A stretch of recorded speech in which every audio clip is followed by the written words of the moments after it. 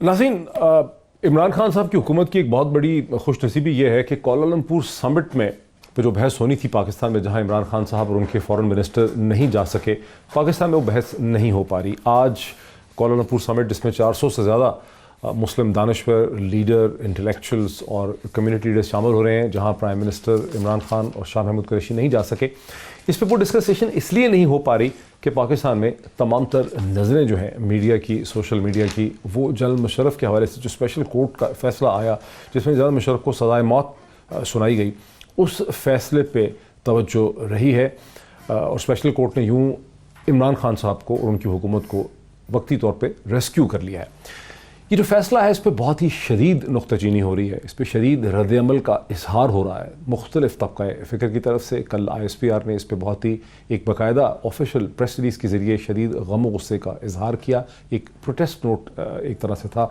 आज पाकिस्तान के army chief general Bajwa SSG जो स्पेशल सर्विसेज ग्रुप है, उनके हेडक्वार्टर्स में चले गए और वहाँ जाके उन्होंने SSG ग्रुप की बहुत ज़्यादा तारीफ़ की, जिससे ये भी अंदाज़ा होता है कि ख़ुद अफवाज पाकिस्तान के अंदर किस किस्म का रिएक्शन जो है, किस किस्म का इस्तराब जो है इस डिसीजन से पाया जाता है। लेकिन ये सिर्फ फ़ौजी नहीं है, पाकिस्तान की लीगल कम्यूनिटी के बहुत बड़े तबके में, सिविल सोसाइटी में, सोशल मीडिया में, अखबारात में, टेलीविज़न चैनल्स पे भी इस डिसीजन को बहुत ही अजीब व गरीब नज़र से देखा जाता है। ऐसा लग रहा है कि ये बहुत ही रिएक्टिव डिसीजन था। जो चीज़ लोगों को हज़म नहीं हो रही वो ये भी है कि एब्सेंशिया के ट्रायल में एक शख्स को, जनरल मुशर्रफ को, अगर अपनी एक्सप्लेनेशन देने का मौका ही नहीं मिला तो उनको सज़ाए मौत सुना दी गई। जबकि लोग ये नोट कर रहे हैं कि इसहाक डार साहब, हसन हुसैन इस मुल्क से भगोड़े हैं, एब्सकॉन्डर हैं, लेकिन उनके खिलाफ केसेस प्रोसीड नहीं करते। उसकी वजह जो है वो ये है कि वो चूँकि मुल्क में प्रेजेंट नहीं है और कोर्ट के सामने आ नहीं सकते। इसके साथ ही इस तासुर को भी बहुत तक़वीत मिली है कि पाकिस्तान का जुडिशल सिस्टम मर्डर के केसेस को, टेररिज्म और वायलेंस के केसेस को, मेगा करप्शन के केसेस को ज़रा इतनी सख्ती से नहीं देखता जितना कि कॉन्स्टिट्यूशनल इंटरप्रिटेशन के केसेस को देखा जा रहा है। क्योंकि ये कॉन्स्टिट्यूशनल इंटरप्रिटेशन का एक केस है, जबकि अभी हाल ही में हमने देखा चंद दिन पहले कि जो वकला 46 प्रेजेंट हुए एक फाजिल जज साहब के सामने लाहौर के अंदर, तो उन्हें पुलिस जो उनका फिजिकल रिमांड मांग रही थी वो उनको नहीं दिया और यूँ वो केस जो है वो एब इनिशियो ही उसे कमज़ोर कर दिया गया। ये वो एक बैकग्राउंड है जिसमें अपनी डिस्कशन का आगाज़ कर रहे हैं। मेरे साथ स्टूडियोज़ में तशरीफ़ रखते हैं पाकिस्तान के मुमताज़ तजियाकार इरशाद भट्टी साहब। Very warm welcome to him. मुझे कराची से वाया DSNG ज्वाइन कर रहे हैं पाकिस्तान के मुमताज़ कॉलमनिस्ट, पॉलिटिकल कमेंटेटर जनाब मज़हर अब्बास साहब, और मुझे इसी प्रोग्राम में पाकिस्तान के मुमताज़ television anchor person and commentator political Imran Khan भी ज्वाइन कर सकेंगे। Very warm welcome to all my guest once again. अगर मज़हर अब्बास साहब से शुरू करूँ या इरशाद भट्टी साहब, आप बताएं who wants to have the first reaction? यानी मेरे से कर लें आप करें, क्योंकि मैं बुज़दार। मैंने तो एक इब्तदाइया दिया। आपको क्या लग रहा है कि इतना शदीद जो रद्द-ए-अमल हो रहा है, किसी कोर्ट की डिसीजन पे इतना मनफी नेगेटिव रिएक्शन नहीं हुआ होगा? हाँ, ये कहना बहुत ज़रूरी है कि सुप्रीम कोर्ट ऑफ पाकिस्तान ने भी एक बाकायदा प्रेस रिलीज़ इरशाद भट्टी साहब इशू की है और उन्होंने इस्तदा भी की है। ये प्रेस रिलीज़ इशू की गई है public relation officer Shahid Hussain Kamboya की तरफ से, और मैं चाहूँगा कि प्रोड्यूसर साहब इसको दिखा दें स्क्रीन पर, बिकॉज रिक्वेस्ट भी यही की गई है। और इसमें सुप्रीम कोर्ट का कहना है कि मीडिया के एक हिस्से ने बहुत सी ऐसी स्टेटमेंट्स जो हैं वो मनसूब की हैं चीफ जस्टिस ऑफ पाकिस्तान जनाब आसिफ सईद खोसा साहब से, और वो स्टेटमेंट्स क्या है, जो स्टेटमेंट्स गलत हैं, मिसलीडिंग हैं, वो ये तासुर पैदा करती हैं कि चीफ जस्टिस ज़ाती तौर पर इस केस में इंटरेस्टेड थे। और वो स्टेटमेंट्स हैं कि परवेज़ मुशर्रफ का केस बड़ा वाज़ेह केस था, चीफ जस्टिस ज़राए मुशर्रफ को मुतादिद मौक़े फ़राहम किए गए थे, चीफ जस्टिस अकॉर्डिंग टू ज़राए ये लोग मामले को तूल देना चाहते थे, चीफ जस्टिस अकॉर्डिंग टू ज़राए हम अगर जल्दी ना करते तो मामला कई साल तक चलता रहता, चीफ जस्टिस अकॉर्डिंग टू ज़राए तारीख़ी ताख़ीरी हरबों के बावजूद मामले को मंतकी इंजाम तक पहुँचाया। और ये गालिबन एक मीटिंग है चीफ जस्टिस की with press association of the press association of the supreme court of Pakistan on 17/12/2019, जिसके ऊपर से स्टोरी आई कल रात की है। जी। और इसमें मेरे ख्याल से वो नहीं है जो चीफ जस्टिस साहब ने और भी फरमाया कि दाना डाला जाता है जो और चला है टीवियों पे, दाना डाला जाता है, मैंने दाना नहीं चुगा, मुझे आला ओहदों की ऑफ़र की गई जो मैंने एक्सेप्ट नहीं की। नहीं तो ये हुई है मीटिंग वाकई? हाँ, ये कल प्रेस 40 के करीब सुना है जर्नलिस्ट थे। अच्छा। 40 के करीब जर्नलिस्ट थे, तो उसमें ये जो मैं बता रहा हूँ ये इसमें नहीं है कि, यानी इसलिए मैं बता रहा हूँ, वरना मुझे बताने की ज़रूरत नहीं थी कि दाना डाला जाता है, मैंने दाना नहीं चुगा, मुझे आला ओहदों की पेशकश हुई और इसके अलावा उन्होंने कहा कि जब मैंने मुमताज़ कादरी का फ़ैसला दिया तो जनरल राहील शरीफ का फ़ोन आया कि आप सिक्योरिटी ले लें, तो मैंने एक दिन सोचा, फ़ैसला किया कि आज सिक्योरिटी की गोद में बैठ गए तो फिर कभी नहीं निकल सकेंगे। उन्होंने कहा कि मुझे हार्वर्ड और कैम्ब्रिज से में जो फ़ेलोशिप्स आई हैं मैंने वो कबूल कर ली हैं, मैं वहाँ जाऊँगा। यानी पाकिस्तान से जा रहे हैं? हाँ, यानी ये भी यानी आसिफ सईद खोसा साहब रिटायरमेंट के बाद हार्वर्ड और कैम्ब्रिज की फ़ेलोशिप्स कबूल कर ली उन्होंने। ये भी कल आया था, ये कल मैंने जियो पे भी चलते देखा है और एयरवाई पे भी चलते देखा है, इसलिए। और फिर उन्होंने एक और भी उन्होंने 2-3 स्टेटमेंट्स जो दी, वो जो आज मैंने वो ट्वीट्स भी की, उसमें भी था कि एक अगर सेकंड आप दें तो मैं वो यानी ये मुझे इसलिए मैं बयान कर रहा हूँ, मैं फिर कह रहा हूँ कि सुप्रीम ये नहीं कहा गया दाना डाला जाता, मैंने दाना नहीं चुका। कई मौके पर लालच दिया गया, अहम ओहदों की पेशकश हुई, और दूसरा ये था कि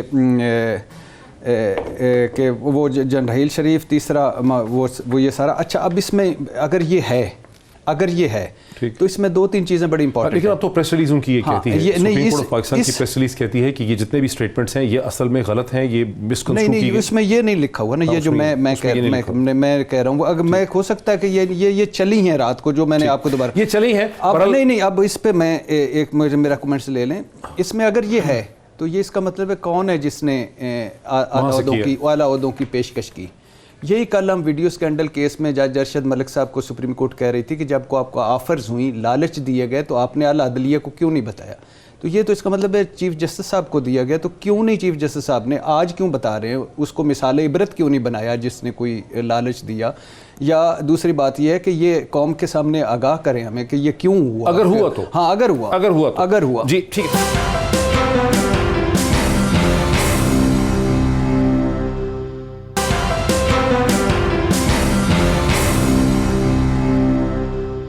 मज़हर अब्बास साहब, वैसे तो सुप्रीम कोर्ट का चूँकि ऑफिशियल प्रेस रिलीज़ है, उनका ये कहना है कि चीफ जस्टिस ऑफ पाकिस्तान से ये स्टेटमेंट्स जो हैं ये मंसूब की गई हैं, गलत मंसूब की गई हैं। उन्होंने इस किस्म की स्टेटमेंट्स इस तरह से कोई नहीं की हैं, ये कोई मिसअंडरस्टैंडिंग है, कन्फ्यूजन है। तो और चूँकि रिक्वेस्ट भी थी कि इसको दिखाया जाए नुमाया तौर से, मैंने बता भी दिया है, मैंने दिखा भी दिया है as per the request and the directive.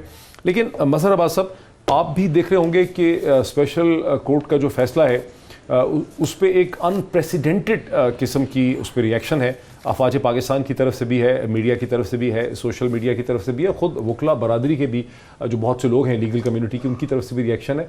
और लोगों को हैरानगी ये है कि जो एब्सकॉन्डर हैं, हसन हुसैन एब्सकॉन्डर हैं, इसहाक डार साहब एब्सकॉन्डर हैं, और उनके ऊपर सीरियस करप्शन केसेस हैं, लेकिन वो केसेस प्रोसीड नहीं कर सकते, चल नहीं सकते। और यहाँ जनरल मुशर्रफ को सजाए मौत का फैसला सुना दिया गया है, हालांकि वो अपने आप को एक्सप्लेन नहीं कर सकते। शुक्रिया मोहित। देखिए, पहली चीज़ तो ये कि जहाँ तक वजाहत की बात है तो ये इस चीज़ की सिर्फ वजाहत ज़रूरी नहीं है, इस चीज़ की मेरा ख्याल है इंक्वायरी भी होनी चाहिए।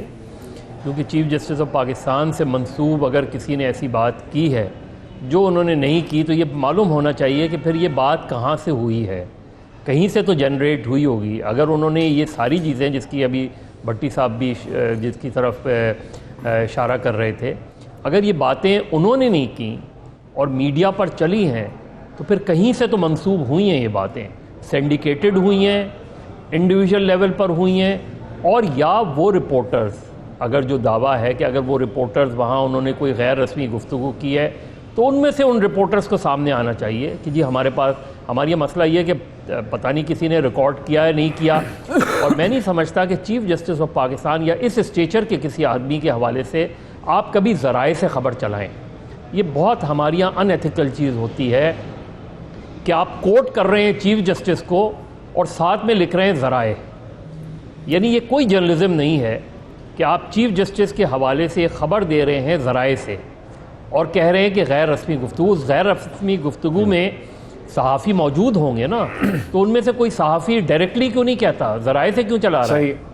अगर वो प्रेजेंट है वो, तो वो वहाँ ये अपनी जगह। ये भी मुमकिन हो सकता है कि ये एक ऑफ द रिकॉर्ड का ताल्लुक है।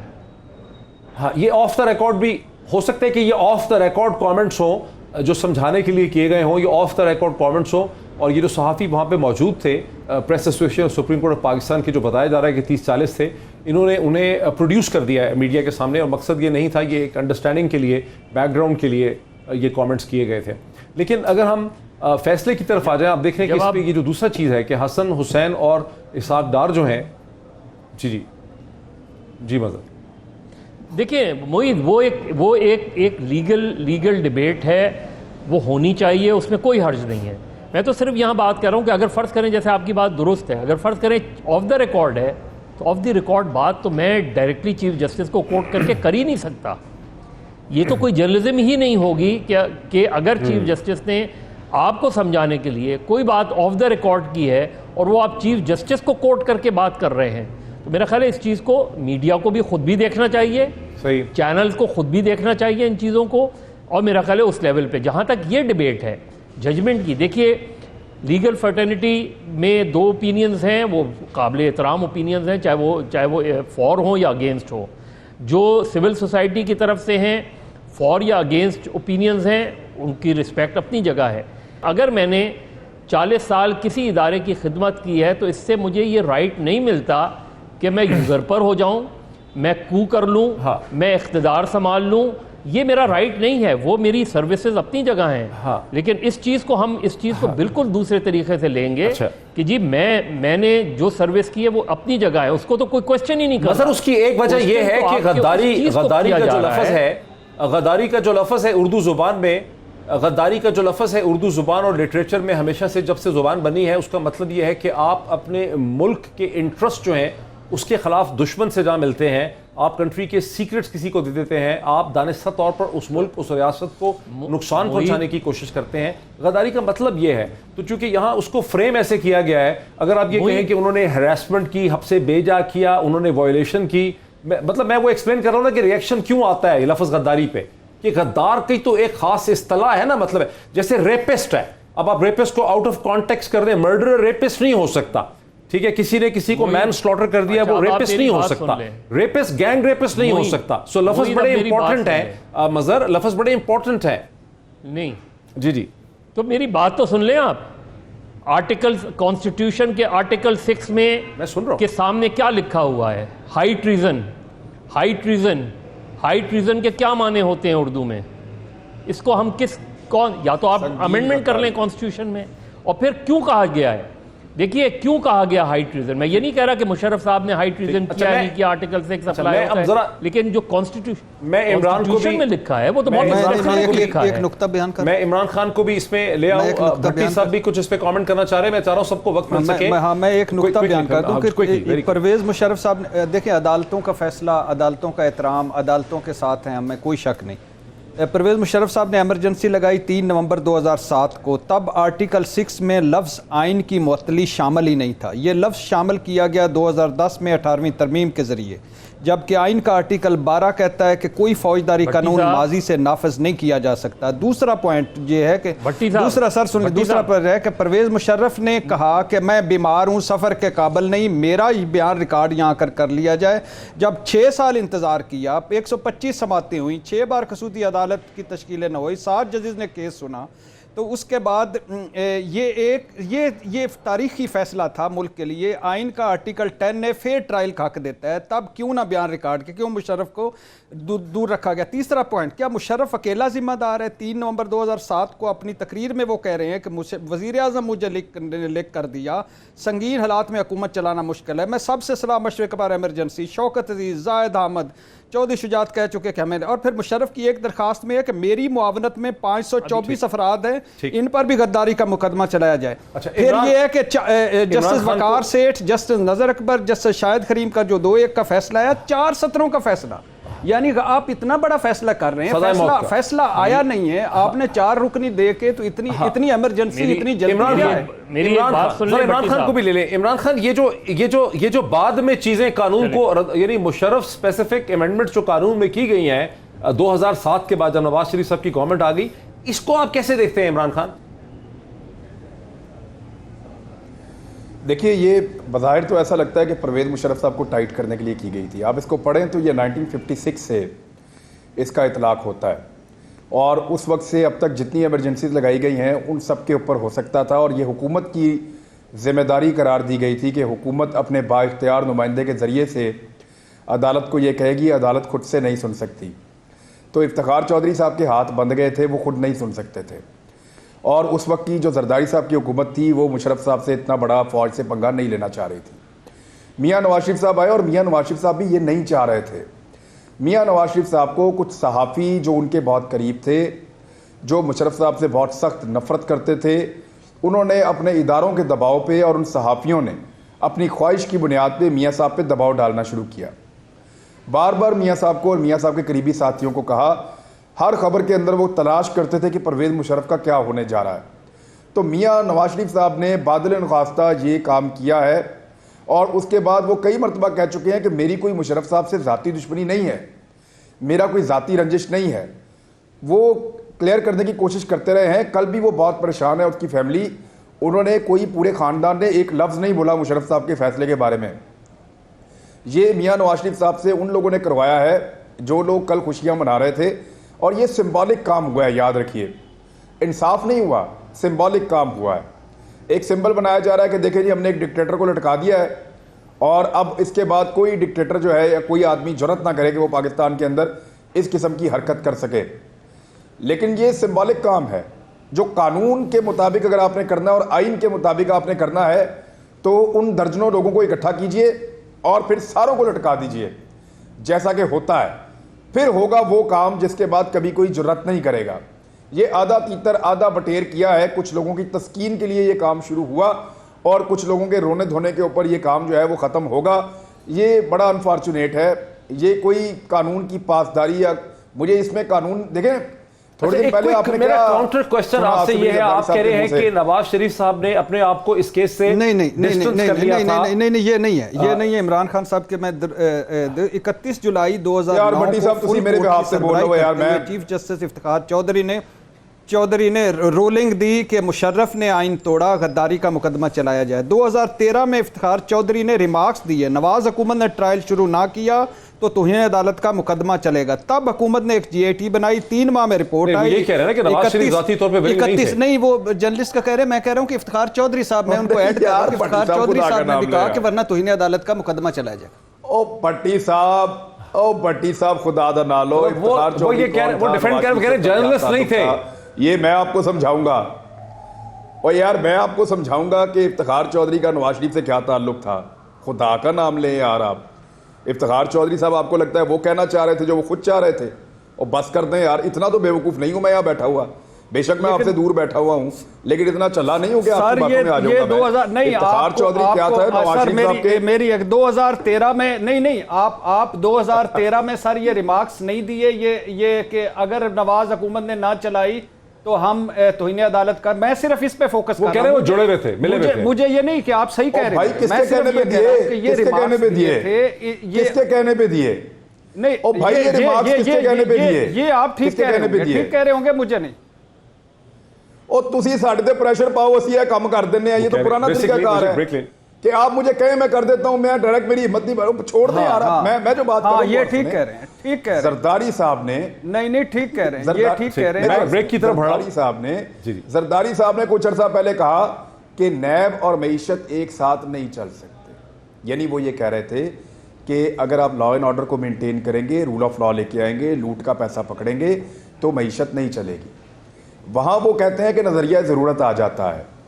यहां वो कह रहे हैं कि बिल्कुल आप एक आदमी को फांसी दे दें, ये सुरखरू हो गए हैं हम सारे। तो यहां पे उनको कोई खराबी नजर नहीं आ रही कि यहां खराबी नहीं होगी। मैं आपको एक बात बताता हूं कि जहां पे कभी कोई किसी की यहां पे नहीं नजर आ रही। सो बेसिकली मुझे एक ब्रेक लेनी है। बेसिकली तौर पे इमरान खान ये कहते हैं कि जस्टिस इफ्तिखार चौधरी साहब जो उस वक्त chief justice supreme court of Pakistan थे और पाकिस्तान की तारीख की गालिबन सबसे कंट्रोवर्शियल वो शख्सियत हैं, इफ्तिखार चौधरी और नवाज शरीफ में एक बाहम गठजोड़ था, नेक्सस था, कुलूजन था। दोनों ने मिलकर इस केस को जाती इंतकाम और रिवेंज के लिए आगे बढ़ाया। अब आगे फिर बात करते हैं इस पर ब्रेक के बाद।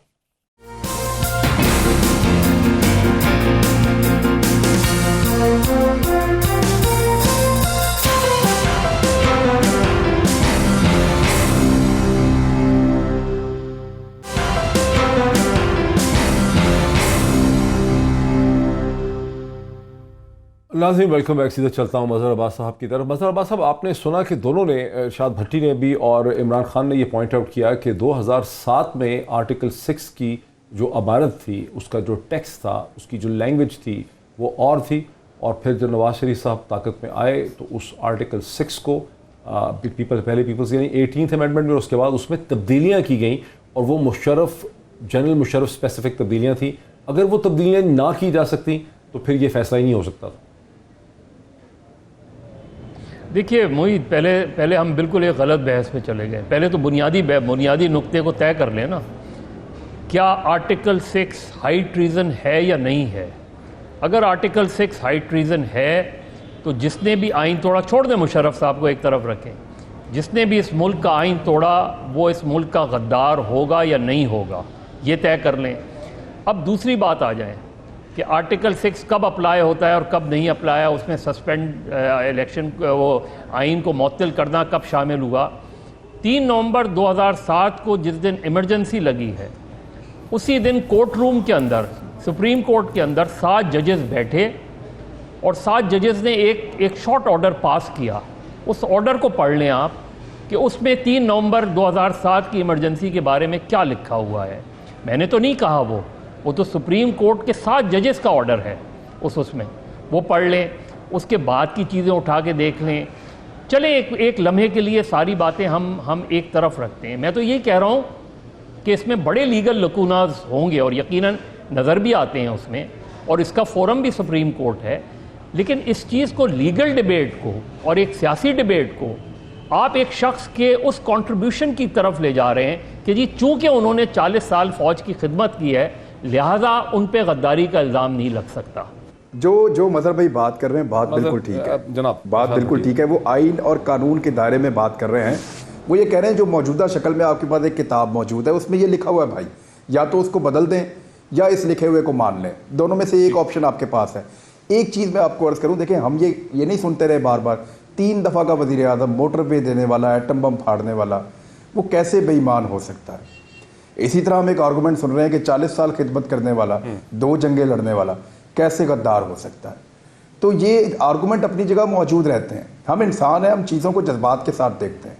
कानून जो है उसके जज्बात नहीं होते, इंसान जज्बात के साथ देखते हैं। लेकिन जिस तरह ये केस शुरू हुआ उसमें ये शक किया जा रहा है कि ये केस जब शुरू हुआ तो जज्बात के साथ शुरू हुआ, ये उस तरह शुरू नहीं हुआ जिस तरह कानून के मुताबिक शुरू होना चाहिए था। अगर ये उस तरह शुरू होता तो मुशर्रफ साहब आज कटहरे में या फांसी के फंदे के करीब अकेले खड़े हुए ना होते, उनके साथ एक हुजूम होता। हमें प्रॉब्लम ये है, ये प्रॉब्लम नहीं है कि आइन में क्या लिखा हुआ है। आइन में जो लिखा हुआ है, आइन तो अब जा रहा है एक एक्सटेंशन का कानून पास करने के लिए। क्या वो कर पाएंगे? मुझे नहीं लगता वो कर पाएंगे। मुझे लगता है ये रिव्यू में जाएंगे। मुझे लगता है वो इससे गुरेज करेंगे जितना हो सके, क्योंकि एक आदमी के लिए जो कानून नहीं बन सकता, माजी में अगर हुआ है तो वो अनफॉर्चुनेट है, एक आदमी के लिए नहीं बन सकता। वो फिर सारे इदारे जो है वो इफेक्ट हो जाएंगे। तो मदर भाई बात ठीक कर रहे हैं कि कानून में जो लिखा है या तो उसको मान लें या उसको बदल दें।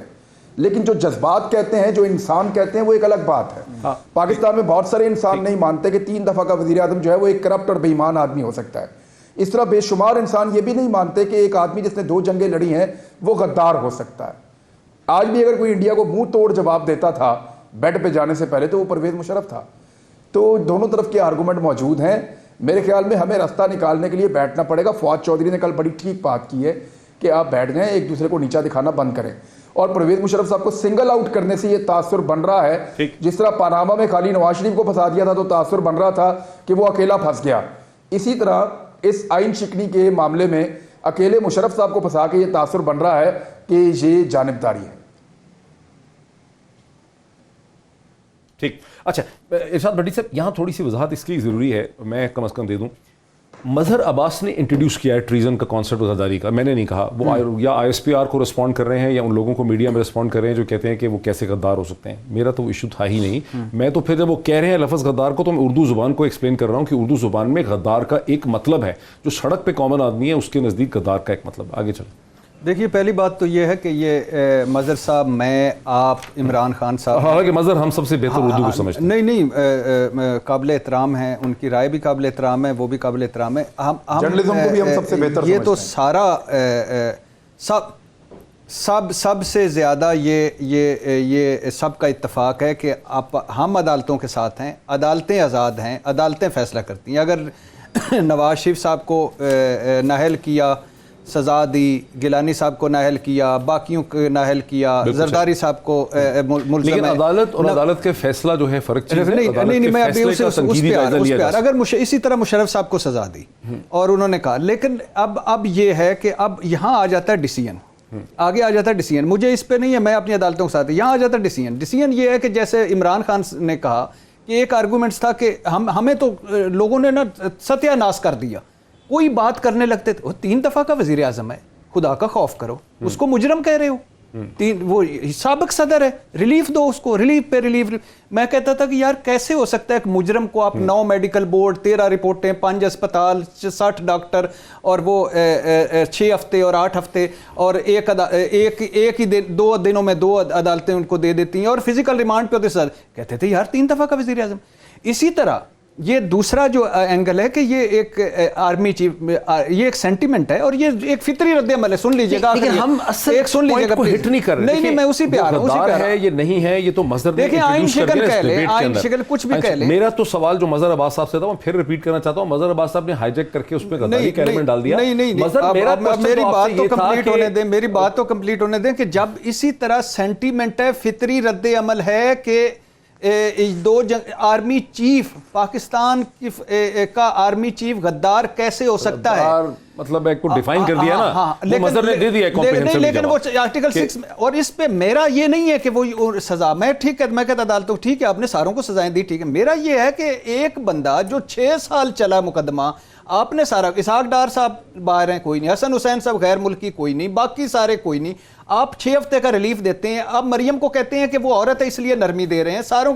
इधर अचानक इतनी जल्दी में, इतनी सारी तेजी में, इतना सारा कुछ, इसमें तो बहुत एक, जैसे अभी मैं आर्गूमेंट सुन रहा था कि चीफ इमरान खान साहब ने एक कहा ताकतवर और कमज़ोर के लिए, उसके बाद खोसा साहब बोले कि एहतियात, उसके बाद उन्होंने हाथ इसी तरह दोनों बुलंद किए और कहा कि एक को नाअहल किया, एक को सज़ा दी और एक के खिलाफ फैसला आने वाला है। उसके बाद 3 दिन एक्सटेंशन पे लग गए और ऐसा, उसमें कई ऐसे रिमार्क्स थे जो मुझे हर्ट किया उन रिमार्क्स ने, कि लॉटरी निकली आर्मी चीफ कैसे भी, ये यानी मैं एहतराम करता हूँ, आगे चलें। उसके बाद ये आ गया, तो ये एक सेंटीमेंट एक बन रहा है कि ये क्यों हो रहा है, ये सीरीज में क्यों हो रहा है। सर मेरा मजहर सवाल आपसे बिल्कुल एग्जैक्टली यही था कि जब हसन और हुसैन और इसहाक डार जो हैं वो पाकिस्तान से भगोड़े हैं और उनके खिलाफ जो करप्शन के केसेस हैं वो प्रोसीड नहीं कर सकते, बार बार यही बताया जा रहा है कि चूंकि है नहीं, प्रोसीड नहीं कर सकते, प्रोसीड नहीं कर रहे केसेस, उनके एब्सेंशिया में ट्रायल रुक गया, तो जनरल मुशर्रफ को तो सजाए मौत दे दी है। मेरा ये सवाल था आपसे, आप उसको दूसरी तरफ ले गए। नहीं, मैं दूसरी तरफ नहीं ले गया, क्योंकि उसमें बेसिक क्वेश्चन यही था। असल चीज़ क्या है, असल चीज़ ये है कि बिल्कुल इसमें बहुत से लीगल लकूनाज होंगे, इसको चैलेंज भी किया जा सकता है, इसको उस स्टेज पर भी चैलेंज किया जा सकता है, किया भी गया था। जब चैलेंज किया गया था तो वो उस चीज़ को रिजेक्ट कर दिया था, उन्होंने डायरेक्शन दे दी थी सुप्रीम कोर्ट ने स्पेशल कोर्ट को। अब उसमें जो भी फैसले में जो कमज़ोरियाँ हैं, जो सुकम हैं, वो अपील में एक स्ट्रॉन्ग केस बना के आप पूरा केस उठा के देख लें कि मुशर्रफ साहब के वकीला कौन रहे हैं और उन्होंने मुकदमा कैसा लड़ा है।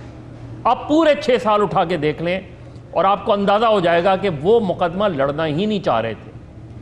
आप देख लिए कि अगर उन्होंने एक स्ट्रॉन्ग लीगल टीम अपनी बनाई होती तो इन पॉइंट्स को जो आपके जहन में उभर रहे हैं, जो दूसरों के जहन में उभर रहे हैं, जो इरफान कादिर साहब के जहन में उभर रहे हैं, या XYZ और जो उनकी हिमायत में बोल रहे हैं उनके जहन में उभर रहे हैं, वो उनकी वकला टीम के जहन में क्यों नहीं उभरे?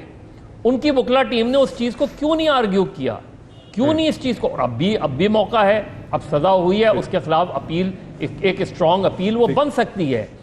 तो एक तो स्पेसिफिक केस है जनरल मुशर्रफ का उसमें, और थोड़ा सा इमरान जो शुरू में बात कर रहे थे, मैं थोड़े से फैक्ट, मुझे एक ब्रेक लेनी है मजहर अब्बास का। अच्छा बिल्कुल, मैं बिल्कुल ब्रेक के बाद फिर आपकी तरफ आता हूं। मजहर का पर्सपेक्टिव ये है कि लीगल जो टीम थी जनरल मुशर्रफ की, उसने इस केस को ठीक तरह से नहीं लड़ा है। दूसरी तरफ ये भी एक एस्पेक्ट है जिसका मैं जवाब चाहूंगा अपने पार्टिसिपेंट से, कि प्रोसिक्यूशन तो बहुत इंटरेस्टेड लग ही नहीं रही थी गुज़िश्ता चंद हफ्तों में, और प्रोसिक्यूशन तो फिर जब आई अपनी एक रिक्वेस्ट लेके कि इसमें फलाफला लोगों को शामिल करें, हमारी इस्तदा है, तो कोर्ट ने फैसला सुना दिया। इस पर भी बात करते हैं आफ्टर द ब्रेक।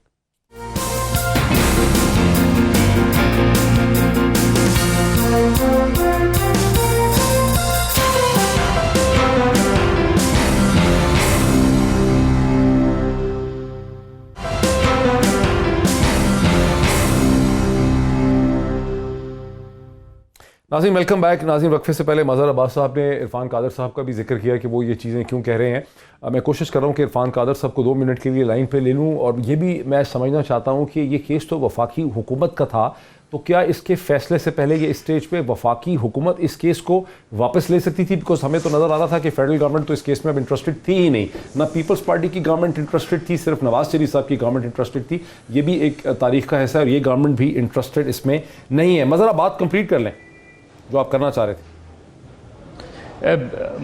मुईद, जो अभी शुरू में इमरान बात कर रहे थे ना कि हुआ क्या था और कुछ लोग गए थे, उन्होंने, हो सकता है बहुत से जर्नलिस्ट थे, हमारे यहाँ तो जर्नलिस्ट इस तरह रहे हैं, हम अनफॉर्चुनेटली हम एक बहुत से लोग ऐसे हैं जो बहुत ज़्यादा अपने बायस व्यूज़ रखते हैं। लेकिन हुआ क्या था, 2 लोगों ने मुखालफत की थी इसकी, उनमें चौधरी निसार और शहबाज शरीफ थे कि इस चैप्टर को ना खोला जाए, इसको क्लोज जो है ट्रांजैक्शन समझा जाए। नवाज शरीफ साहब खुद ज़ाती तौर पे यकीनन चाहते थे कि मुशर्रफ का ट्रायल हो। वो तो ये भी कहते थे उस ज़माने में कि कारगिल पे कमीशन बनाया जाए इस सारी चीज़ों पे। लेकिन चौधरी निसार और शहबाज शरीफ ने, क्योंकि चौधरी निसार और शहबाज शरीफ के ही कहने पे जनरल मुशर्रफ को नवाज शरीफ ने अपॉइंट किया था एज एन आर्मी चीफ, और उससे पहले दोनों ने मुलाकात की थी जनरल मुशर्रफ से मरी के अंदर जाके, और उसके बाद आके नाम रिकमेंड किया था कि अली कुली ख़ान के मुकाबले में जनरल मुशर्रफ ज़्यादा सूटेबल, उनके नज़दीक ज़्यादा सूटेबल चीफ रहेंगे।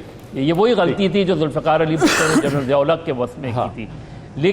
लेकिन नवाज शरीफ को यकीनन उनके बहुत से, उनकी कैबिनेट के बहुत से लोग थे वो जो जज्बाती थे, उन्होंने कहा नहीं ट्रायल होना चाहिए, नहीं होना चाहिए।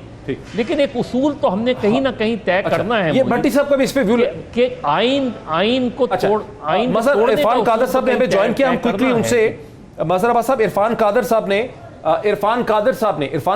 ने हमें ज्वाइन किया, साबिक अटॉर्नी जनरल हैं पाकिस्तान के। इरफान कादर साहब, मैं क्विकली आपसे समझना चाहता हूं कि पीपल्स पार्टी की गवर्नमेंट जिसके ज़माने में आप अटॉर्नी जनरल थे, वो इस केस को परस्यू नहीं करना चाहती थी। फिर नवाज शरीफ साहब की हुकूमत ने बड़े शद्दोमत से इस केस का आगाज़ किया, और ये जो हुकूमत है ये भी इस केस को परस्यू नहीं करना चाहती थी। तो क्या ये गवर्नमेंट इसको विड्रॉ कर सकती थी? सबसे पहली बात तो ये है कि पीपल पार्टी की गवर्नमेंट की इस पे कोई किसी तरह की इंटरफियरेंस इस सारे मामले में नहीं थी। सुप्रीम कोर्ट में ये केस आया था, एक बंदे ने पिटीशन फाइल की थी कि जनरल मुशर्रफ के खिलाफ हाई ट्रीजन की प्रोसीडिंग्स इनिशिएट की जाएं। सुप्रीम कोर्ट ने मुझे बुलाया था और पूछा था कि जनरल मुशर्रफ ने हाई ट्रीजन कमिट किया है कि नहीं किया। मैंने सुप्रीम कोर्ट को जवाब दिया था लॉ को सामने रखते हुए, मुझे गवर्नमेंट से इंस्ट्रक्शंस लेने की जरूरत नहीं थी।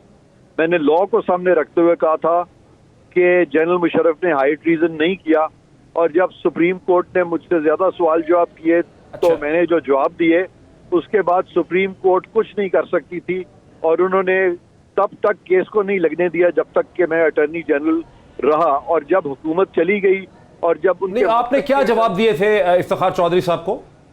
हाँ, वो जवाब ख्वाजा साहब हेड कर रहे थे बेंच को। मैंने उनको कहा था कि जनरल मुशर्रफ का जो इक़दाम है वो अनकॉन्स्टिट्यूशनल तो हो सकता है, लेकिन वो किसी तरह भी कॉन्स्टिट्यूशन की एब्रोगेशन, वायलेशन या हाई ट्रीजन कॉन्स्टिट्यूट नहीं करता। और क्योंकि उन्होंने सिर्फ 30-40 जजेस जो है उनको मावरा आइन हटाया है।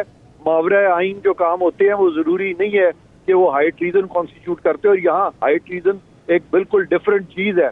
और अगर आप कहते हैं कि ये हाई ट्रीजन था जजेस को निकालना इन वायलेशन ऑफ आर्टिकल 209, तो आप लोग जो कि पीसीओ जजेस हैं, आपने कॉन्स्टिट्यूशनली अपॉइंटेड जजेस को इन वायलेशन ऑफ 209 निकाला, और तकरीबन इससे बहुत ज्यादा तादाद में निकाला, और आपने इन टोटल 100 जजेस को घर भेज दिया इन वायलेशन ऑफ आर्टिकल 209। जब मैंने ये उनको जवाब दिया तो सुप्रीम कोर्ट को बहुत नाराज, गुस्सा सा आ गया और कहने लगे कि देन हैंग द जजेस, और उस पे एक जज कहने लगे then why don't you hang us. मैंने उनको कहा कि I am not for hanging anybody, we don't need to hang each other, we need to take this country ahead and enter into a phase of reconciliation. I am against all forms of violence. उसके बाद supreme court खामोश हो गई थी। ठीक, अच्छा यही रुक जाए मेरे साथ, यही रुक जाए मेरे इरफान कादर साहब, रुकिए मेरे साथ। 3 पार्टिसिपेंट्स हैं, मैं क्विक मज़हर इस पे क्या रद्द-ए-अमल है आपका इसी चीज के ऊपर जो इरफान कादर साहब कह रहे हैं? नहीं, बिल्कुल ठीक कह रहे हैं इरफान कादिर साहब, मैं तो उसको वही कर रहा, लेकिन ये जो बातें इरफान कादिर साहब कह रहे हैं, ये पॉइंट्स मुशर्रफ साहब के वकला ने इस केस में कभी क्यों नहीं उठाए?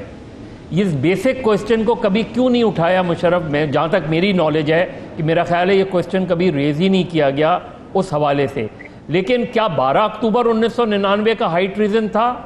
अगर वो हाई ट्रीजन था और उसमें पीसीओ जजेस ना होते और उसमें कोर्ट आर्टिकल 6 के तहत मुशर्रफ साहब को कन्विक्ट करती तो क्या वो दुरुस्त होता? नहीं, लेकिन वो तो चलाया नहीं ना केस उसको। वो तो हमारा रोना ही यही है कि 12 अक्टूबर का केस नहीं चलाया गया। नहीं, वो केस तो आप वही इस बनता सवाल था। का जवाब तो ले लेना इरफान कादिर इमरान खान साहब साहब से। नहीं, पहले नहीं। जी इरफान कादिर साहब इस पे क्विक रिस्पॉन्ड कर दे, फिर मैं इमरान खान की तरफ जाऊं। किस चीज 12 की? अक्टूबर। जरा मुझे आवाज नहीं आई, बताइएगा। वो कह रहे हैं कि 12 अक्टूबर का 12 इरफान अक्टूबर साहब, में मैं ये पीसीयू जजेस ना होते तो फिर 12 अक्टूबर तो बनता था केस। ये बिल्कुल ठीक कह रहे हैं कि अगर हम इस तरह से हाई ट्रीजन पे सजा देने लगे तो फिर सब फांसी लग जाएंगे, तो मुल्क कौन चलाएगा? नहीं, मेरा एक सवाल है। खत्म मैं कर दे सेकंड कौन इरफान कादिर साहब से को, अगर मेरी अगर आवाज जा रही है तो मैं एक छोटी आपने सी चीज हाई पूछना ट्रीजन चाहता हूं। कर दी है, मैं अगर एक आपने सवाल हाई मैं ट्रीजन पूछना चाह रहा हूं, कर दी छोटा है तो मेरा ख्याल है कि ये इरफान कादिर साहब की बात को सारों को इकट्ठा करें और सारों को फांसी लगा दें। जनाब इमरान खान साहब, सारों ही को फांसी लगानी पड़ेगी। कई 100 लोग हैं ये। सर मेरा सवाल ये है इरफान कादिर साहब से कि मुशर्रफ साहब के वकला ने जिस तरीके से ये केस लड़ा है, क्या ये चीज़ें मुशर्रफ साहब के वकला ने अदालत के सामने नहीं रखी? और अगर रखी हैं तो इन चीज़ों को एंटरटेन क्यों नहीं किया गया? ये सवाल का जवाब सिर्फ ले लें, मैं कोई ऐड नहीं करना चाह रहा, ये जवाब अगर आप ले दें इरफान कादिर साहब से। ये चीजें मुशर्रफ इरफान कादिर साहब, वाकई ये सवाल तो बनता है, अगर आपने ये बेसिक स्टैंड लिया था या आपने बेसिक स्टैंड लिया था तो जाहिर है ऑन रिकॉर्ड था, तो जनरल मुशर्रफ के जो वकला इतने नालायक निकम्मे थे कि उनको ये कमेंट यानी ये चीज पता ही नहीं थी। क्या हुआ क्या? ये ऑन रिकॉर्ड था और ऑन रिकॉर्ड है, पुराने अखबार उठा के देख लें, ये तमाम बातें वहाँ लिखी हुई हैं और आपको मिल भी जाएंगी। और वो जो वकला हैं उनको शायद किसी ने ये बात बताई नहीं है। ये बातें उनको चाहिए था कि ये सारा इस पे रिसर्च करते, थोड़ा सा एफर्ट करते, ये स्टडी करते कि जो पहले कोर्ट में प्रोसीडिंग्स हुई हैं उनकी प्रेस क्लिपिंग्स निकालते। ये हर चीज़ जो है हैज़र्ड तरीके से हुई है और अब चूंकि अटर्नी जनरल पाकिस्तान ने कह दिया कि ये केस नहीं बनता और उनको फर्स्ट राइट ऑफ ऑडियंस है पाकिस्तान की हर अदालत में, तो इस चीज को देखते हुए अदालत ने अभी फैसला नहीं सुनाया। उनको चाहिए कि कल वो अटर्नी जनरल को बुला ले और उनसे पूछें कि आप ये क्यों कह रहे हैं। अच्छा इस स्टेज पे ताकि एक बंदा अगर उसकी सजाए मौत बच सकती है, उसके ग्राउंड्स हैं, तो एक दिन इंतजार करने से या 2 घंटे इंतजार करने से इंसाफ का बोल बाला होगा, कोई नाइंसाफी नहीं होगी। नहीं, बिल्कुल ठीक कह रहे हैं इरफान कादिर साहब। पहली बात तो ये है कि सारों को इकट्ठा करें, पिछले 99 के हवाले से 99 से लेके इकट्ठा करें, एक जगह लाएं और मुझे भी उसमें शामिल करें ताकि मैं उन सारों को फांसी दे सकूं। नंबर 1। नंबर 2, ये बिल्कुल अब अगर आप कहते हैं कि फेयर ट्रायल फौजदारी मुकदमे में जब बंद होने लगे, उस वक्त भी अगर एक वकील कहे कि मैं कुछ आर्गूमेंट देना चाहता हूं तो उसको मौका दिया जाता है। ये हिस्टोरिकल केस है, हमें कोई अदालत ने जो फैसला किया ठीक, सारी जो फैसला करे ठीक, लेकिन फेयर ट्रायल तो देना चाहिए ना। ये अटॉर्नी जनरल कह रहा है, जी सर मुझे पता, अटॉर्नी जनरल कह रहा है। चेयरमैन पाकिस्तान बार काउंसिल, सारे मुल्क का अटॉर्नी जनरल वाहिद शख्स है जिसको आइन में राइट ऑफ ऑडियंस दी गई है। ठीक कह रहे हैं, सारे पाकिस्तान में वो सुनना चाहिए वरना लगेगा तेजी में हब हैजर्ड्स में पता नहीं क्या होने जा रहा है। तो क्या बेसिकली तौर पे बात यहाँ खत्म हुई कि अभी भी इस स्टेज के ऊपर भी अदालत अगर अपनी इन्फिनिट विजडम में चाहे तो अटर्नी जनरल ऑफ पाकिस्तान चूंकि ऑन रिकॉर्ड है, वो समझते हैं कि ये केस बनता नहीं है, तो अटर्नी जनरल ऑफ पाकिस्तान को जो कि नुमाइंदा है वफाक का, हुकूमत का, उसे अदालत को बुलाना चाहिए। उसकी लॉजिक, उसकी मंतिक और उसके पॉइंट ऑफ व्यू को सुनना अदालत पे वाजिब है, बजाय इसके कि किसी की शख्स की सजाए मौत जो है, जो कैपिटल पनिशमेंट है, जो बहुत सीरियस है, उसको अदालत जो है वो अपनी मोहर उस पर सबत कर दे। आज इतना ही, फिर आपसे मुलाकात होती है। बहुत शुक्रिया।